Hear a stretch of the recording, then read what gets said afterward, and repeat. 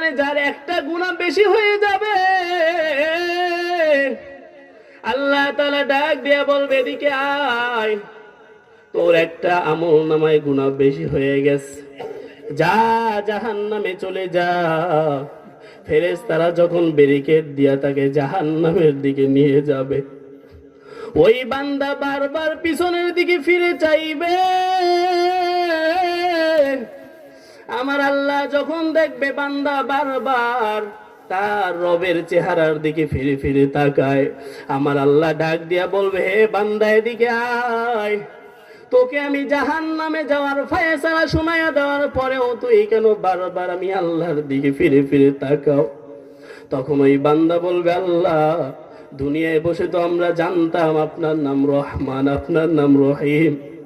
আয় আল্লাহ, আমার একটা গুনাহের বেশি হওয়ার কারণে আজকে আমি জাহান্নামে হয়ে যাইতেছি। আজকেও যদি তোমার রহমান নামের এই গুণ দেখতে না পাই, তাহলে তোমার এই রহমান নামটা কেন রাখলা?